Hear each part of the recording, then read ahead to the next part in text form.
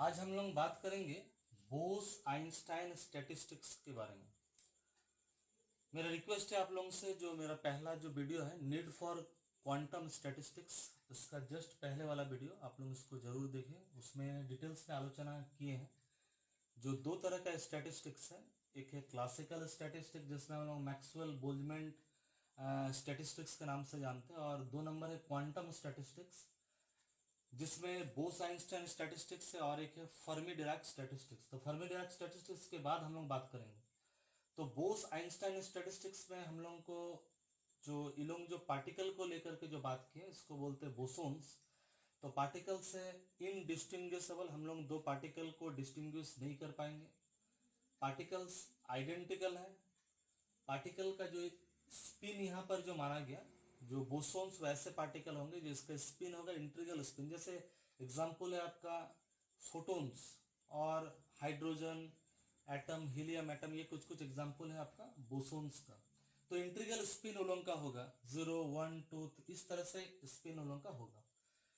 अब यहाँ पर सिंगल सेल में, यहाँ पर हम लोग कंपार्टमेंट के बारे में बात करेंगे।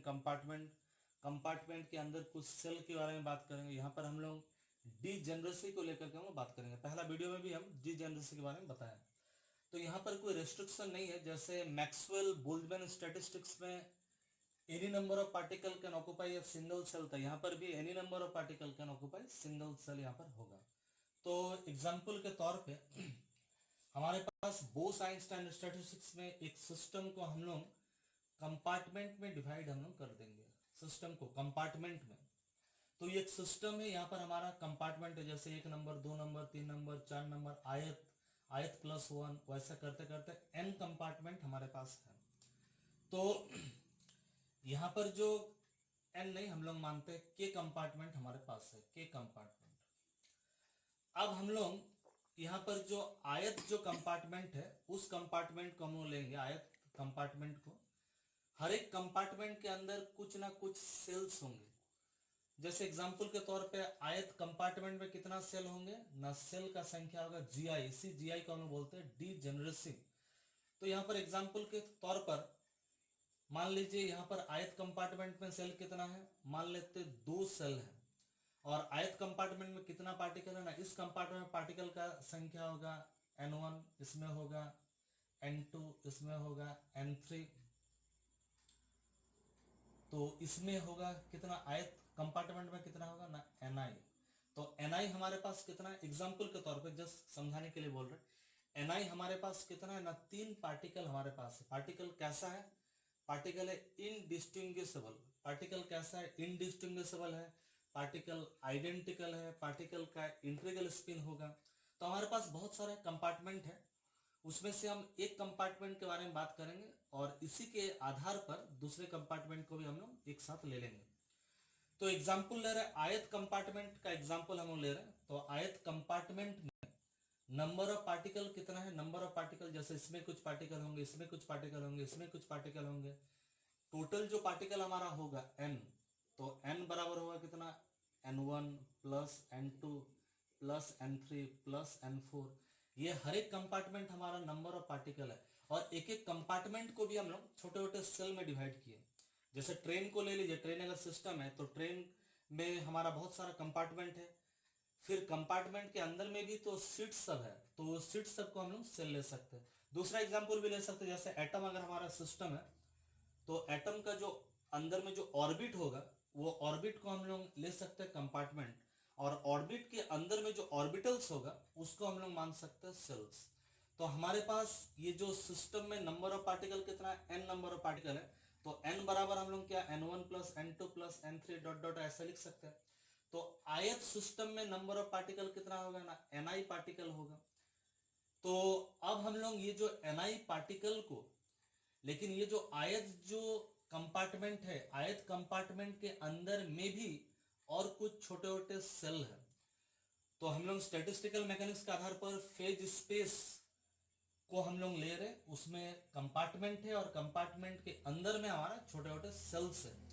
तो एग्जांपल के तौर पे यहाँ पर सेल का संख्या कितना है, जस्ट इसके लिए हम समझाने के लिए ले रहे।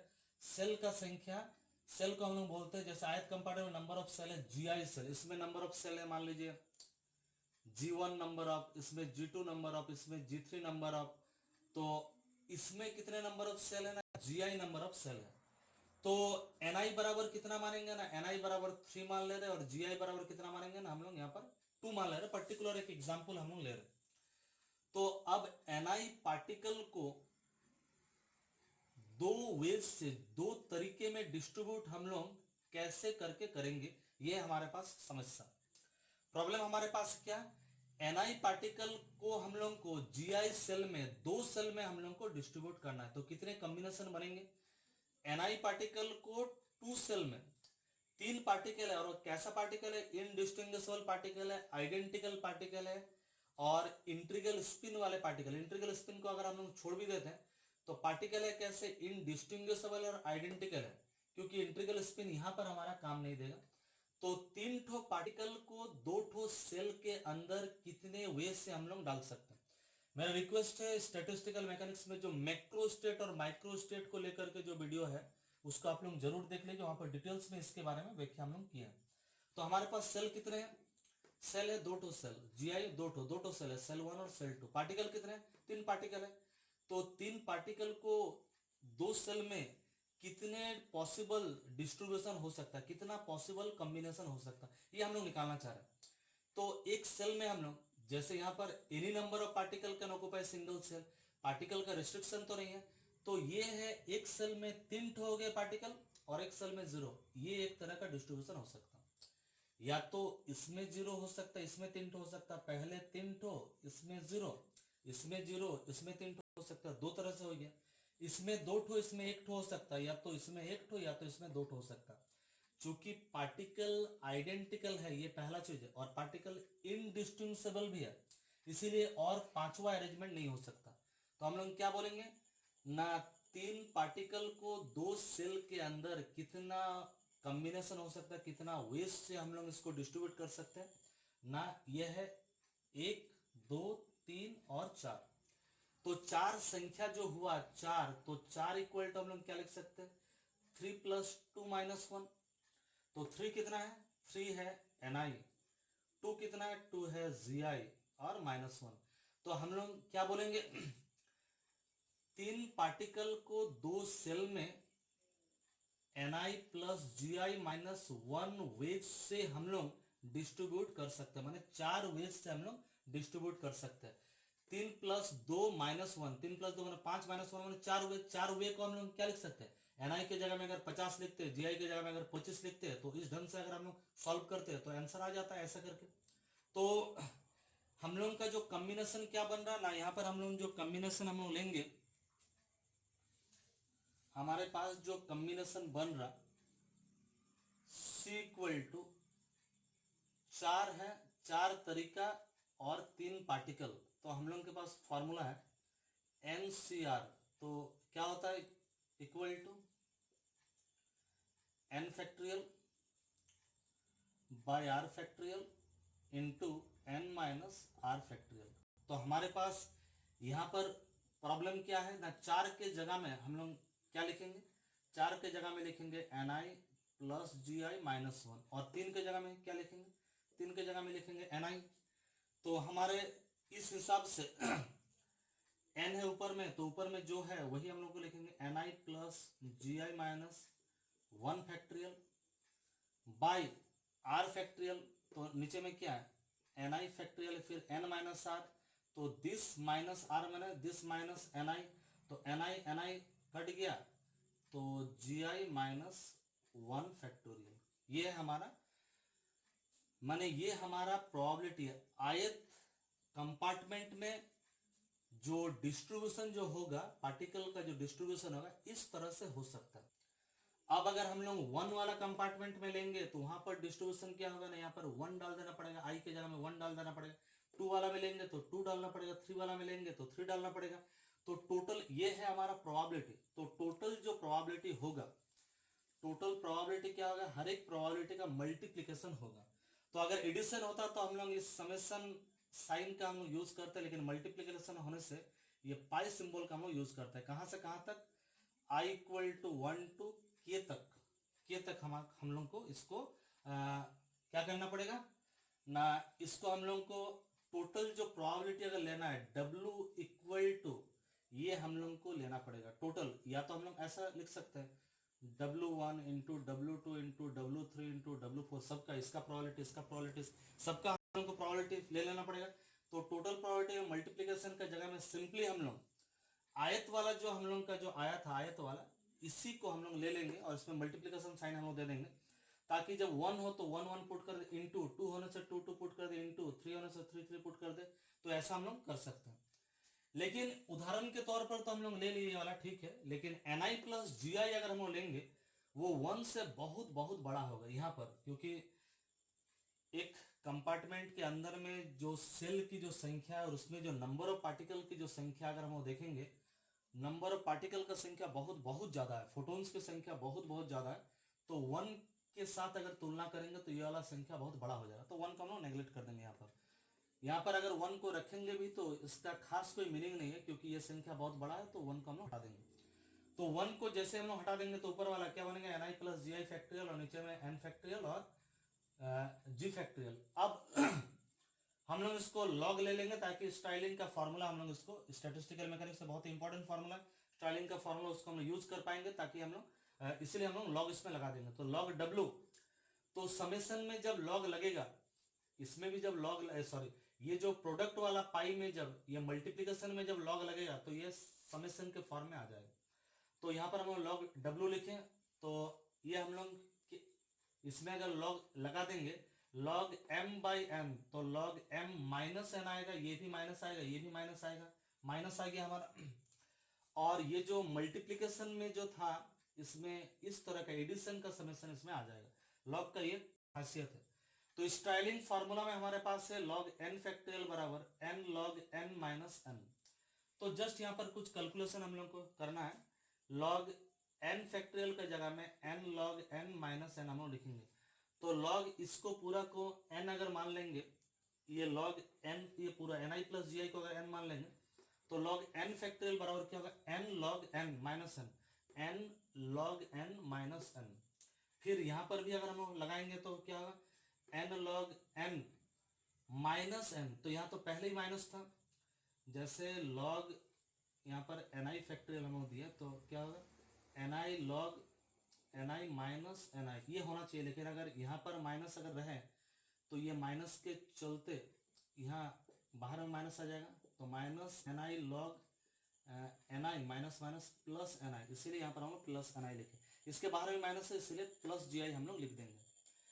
अब हम लोग जो टोटल प्रोबेबिलिटी हम लोग जानते हैं, जो टोटल जो प्रोबेबिलिटी होगा, कोई तो संख्या होगा जो मैक्सिमम जो प्रोबेबिलिटी होता है 1, टोटल प्रोबेबिलिटी एक कांस्टेंट है, तो उसको डिफरेंशिएट करने से तो फाइनल जो आंसर है वो हमारा 0 आएगा। लेकिन पहले इसको थोड़ा डिफरेंशिएट हम लोग कर लेते हैं। तो यहाँ पर जो हम लोग डिफरेंशिएट करेंगे, जैसे Gi तो हमारे पास कांस्टेंट है, तो Gi का डिफरेंशिएशन, ये पार्ट को आप लोग डिफरेंशिएट कर लीजिए। जैसे ये u और v के फॉर्म में है, तो पहले अगर इसको डिफरेंशिएट करेंगे dni plus dgi, dgi equal to 0 होगा, तो dni होगा, इसको जैसा का वैसे ही रहने दीजिए। u इंटू वी का डिफरेंशिएशन, पहले इसको u मान लीजिए, u का डिफरेंशिएशन हम लोग करेंगे, v को कांस्टेंट हम लोग रख देंगे। तो u का डिफरेंशिएशन जब इसका डिफरेंशिएशन किए तो dni प्लस dgi होना चाहिए था, तो dgi ये कांस्टेंट के चलते ये वाला हो जाएगा 0। तो हम लोग इसीलिए इसके पार्ट में लिखे dni, और ये तो जैसे डिफरेंशिएशन ऑफ u v में क्या होगा, पहले du करेंगे v को कांस्टेंट, फिर dv करेंगे u को कांस्टेंट, तो इसको डिफरेंशिएट किए, इसको कांस्टेंट रखें, फिर इसको डिफरेंशिएट करेंगे, इसको कांस्टेंट रखेंगे। तो log हमारे पास उसके बाद वेरिएबल है हमारे पास log ni प्लस जी आई, तो log x का डिफरेंशिएशन होता है 1/x, ये पार्ट हम लोग लेंगे कांस्टेंट, log x का होता है 1/x, फिर फंक्शन ऑफ फंक्शन में जाएगा, तो यहाँ पर होगा dni प्लस dgi, dgi में तो हम लोग का 0 हो जाएगा। यहाँ पर भी अगर हम लोग जाएंगे डिफरेंशिएशन में, ये वाला पार्ट में, फिर ये वाला पार्ट में, ये वाला पार्ट में, डिफरेंशिएशन में हम लोग को जाने के बाद इतना हम जान ही रहे, तो लास्ट में ये जो gi जो पार्ट है डिफरेंशिएशन में, वो हमारा पार्ट 0 हो जाएगा। इसका डिफरेंशिएशन में अगर हम लोग जाएंगे, इसका डिफरेंशिएशन में, तो ये वाला पार्ट हमारा आएगा। तो फाइनली हम लोग इसको डिफरेंशिएट कर देंगे, डिफरेंशिएट करने के बाद ये वाला पार्ट हमारा आ जा रहा है। अब ये वाला पार्ट आने के बाद आप लोग देखिए, ये और इसको हम लोग कैंसिल कर सकते हैं और ni कैंसिल होगा, इसमें बचा प्लस dni, इसमें बचा माइनस dni। तो प्लस dni माइनस dni ये भी हमारा कैंसिल हो गया। लास्ट तक हमारा बच्चा ये वाला पार्ट बचा और ये वाला पार्ट हमारा बच गया। तो इस पार्ट में dni दोनों में है, तो कॉमन लेकर के ऐसा हम लोग लिख सकते हैं, या तो log m माइनस n को log m बाई n के फॉर्म में लिख सकते हैं। अब चूंकि आप लोगों को पहले ही बोले total number of particle n equal to constant है, तो नंबर ऑफ पार्टिकल जो हम लोग ले रहे थे, नंबर ऑफ पार्टिकल चूंकि हमारे पास जो टोटल नंबर ऑफ पार्टिकल है वो तो है हमारे पास कांस्टेंट। तो n अगर है हमारे पास कांस्टेंट, तो इसका डिफरेंशिएशन अगर लेंगे dn इक्वल टू 0, लेकिन dn को हम लोग लिख सकते हैं समेशन ऑफ dni।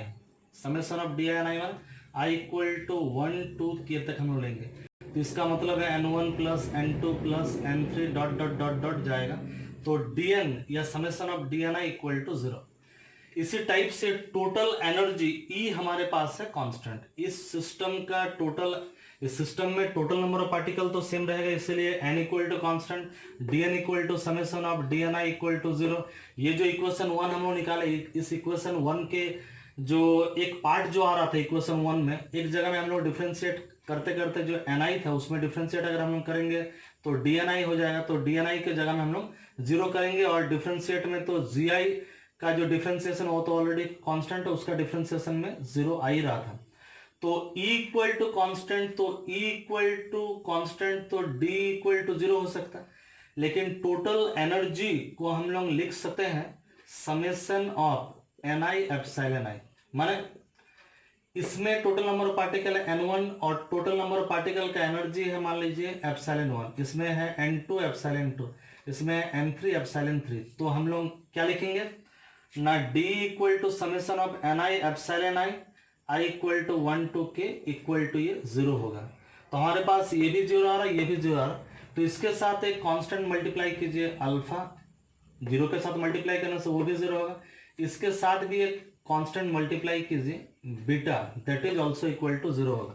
तो हम लोग ये दोनों से लिख सकते हैं alpha plus dni, sorry alpha dni plus beta ni epsilon i, और समेशन हम लोग लगा देंगे इसमें, जैसे ये है अल्फा समेशन, फिर ये बीटा का समेशन ni एप्सिलॉन i। चूंकि ये वाला पार्ट 0 है तो इसके साथ गुना करने से ये वाला पार्ट भी 0 होगा, ये वाला पार्ट 0 इसके साथ गुना करने से भी 0 होगा, तो 0 प्लस 0 इक्वल टू 0, तो ni epsilon i equal to 0। तो ये जो इक्वेशन 1 आया इसमें भी 0 आ रहा, और इक्वेशन ये जो हमारे पास, ये इक्वेशन को मान लीजिए ये dn equal to 0, d equal to 0, इसको इक्वेशन 2 मानेंगे, इसके साथ अल्फा मल्टीप्लाई करेंगे, इसके साथ बीटा मल्टीप्लाई करेंगे, दोनों को ऐड करेंगे 0 आएगा। तो इक्वेशन 1 और इक्वेशन 3 को इक्वेट कीजिए, इसका भी RHS में 0, इसका भी RHS में 0, तो इक्वेट करने से हम लोग क्या लिख सकते हैं ना, इक्वेट करने से हम लोग लिख सकते हैं LHS ये वाला पार्ट, और इसका RHS अगर बराबर होगा तो LHS ही बराबर होगा, तो ये वाला पार्ट इक्वल टू ये वाला पार्ट। अब इसमें भी dni है, इसमें भी dni है, समेशन ऑफ dni, इसमें भी summation of dni, summation of यहाँ पर भी dni है। तो इसको अगर उस पार अगर हम लोग ले जाते माइनस आ जाएगा, इसको भी उस पार ले जाते तो माइनस आ जाएगा, तो कॉमन हम लोग ले सकते हैं dni, बाहर में समेशन जैसे समेशन था वैसे ही दिए, तो ये हर जैसे i इक्वल टू 1 में भी काम करेगा, 2 में भी काम करेगा, 3 में भी काम करेगा, 4 में भी काम करेगा, इसीलिए ये वाला पार्ट को हम लोग हटा करके सिंपली हम लोग लिख सकते हैं ऐसा। इसको अगर हम लोग हटा दें तो हम लोग लिख सकते हैं दिस इक्वल टू 0, और इसको इस पार में ले आएंगे तो प्लस हो जाएगा, लॉग अगर हटा देंगे, इधर में लॉग हटा देगा तो इतना बचेगा, लॉग हटा देंगे तो e टू द पावर आ जाएगा, यहाँ पर ni by ni equal to 1 होगा, gi बाई ni। तो इसको हम लोग आगे में लिख सकते हैं gi by ni equal to कितना, e to the power alpha plus beta epsilon i, फिर ये 1 को इस पार में लाएंगे तो -1, तो equal to e to the power इतना -1। तो अब एन आई बाई जी आई अगर हम लोग करते हैं, N I by G I equal to होगा 1 by E to the power alpha plus beta epsilon I minus 1। तो हम लोग को चाहिए तो एन आई, तो N I equal to G I to इधर मल्टीप्लाई हो जाएगा, N I equal to G I E to the power alpha plus beta epsilon I minus 1। आप लोगों को याद होगा जब हम लोग मैक्सवेल बोल्ट्जमैन स्टैटिस्टिक्स में मैक्सवेल बोल्ट्जमैन डिस्ट्रीब्यूशन लॉ हम लोग निकाल रहे थे, तो हमारा फॉर्मूला रहा था N I equal to G I to the power alpha plus beta epsilon I, only इतना आ रहा था। लेकिन यहाँ पर और एक टर्म आएगा माइनस 1। जब हम लोग फर्मी डायरेक्ट स्टैटिस्टिक्स के बाद हम लोग बात करेंगे कुछ अगला कुछ वीडियो में हम लोग बात करेंगे फर्मी डायरेक्ट स्टैटिस्टिक्स, उसमें प्लस 1 आ जाएगा। तो ये जो माइनस 1 प्लस 1 आ जा रहा, हम पिछला वीडियो में भी आप लोगों को बोले थे, जो बोस आइंस्टाइन स्टैटिस्टिक्स एक खास तरह का पार्टिकल में ही हम लोग अप्लाई कर सकते हैं। और पार्टिकल अगर इनडिस्टिंग्विशेबल, आइडेंटिकल और इंटीग्रल स्पिन वाला हो और any number of particle can occupy a single cell, ये कंडीशन अगर हम लोग अप्लाई करेंगे तो फॉर्मूला आएगा इतना। यहीं पर पार्टिकल अगर डिस्टिंग्विशेबल हो जाएगा, आइडेंटिकल हो जाएगा, स्पिन के बारे में हम लोग को नहीं पता, any number of particle can occupy single cell अगर आ जाएगा, तब हमारा ये फॉर्मूला में ऐसा नहीं होकर के माइनस 1 तो हट जाएगा। क्योंकि तब पार्टिकल अगर डिस्टिंग्विशेबल होगा तो ए जैसे इनडिस्टिंग्विशेबल है हम लोग का, ए नहीं रहेगा, ए बी सी हो जाएगा। तो ए बी सी अगर हो जाएगा तो यहां पर अगर हम लोग लिखेंगे ए बी सी, यहां पर 0, यहां पर अगर लिखते हैं मान लीजिए बी सी, कहीं पर लिखते हैं सी ए, कहीं पर लिखते हैं ए सी, सब तो अलग अलग डिस्ट्रीब्यूशन हो जाएगा, तब हम लोग का फॉर्मूला में माइनस 1 नहीं आएगा। और अगर इसी में हाफ स्पिन अगर डालते हैं और पॉली एक्सक्लूजन प्रिंसिपल को अगर अप्लाई करते हैं तो माइनस 1 के जगह में कैसे प्लस 1 आता है, ये तो अगले वीडियो में हम लोग बात करेंगे। तो ये एक बहुत ही इंपॉर्टेंट हमारा फॉर्मूला है जिसको हम लोग बोस आइंस्टाइन स्टैटिस्टिक्स के नाम से हम लोग जानते हैं। एन आई है आयत कंपार्टमेंट में नंबर ऑफ पार्टिकल, और जी आई है इस कंपार्टमेंट में सेल का संख्या, और ये सब अल्फा और बीटा तो हमारे पास एक कांस्टेंट है, बीटा इक्वल टू, हम लोग इसको डिराइव कर सकते हैं मैक्सवेल बोल्ट्जमैन स्टैटिस्टिक्स के आधार पर भी हम लोग डिराइव कर सकते हैं। बीटा इक्वल टू जैसे 1 बाई KT हम लोग जानते हैं, और एप्सिलॉन आई है आयत जो कंपार्टमेंट का एनर्जी जो है वो है एप्सिलॉन आई। तो यही हमारे पास बोस आइंस्टाइन स्टैटिस्टिक्स। आज के वीडियो में इतना है।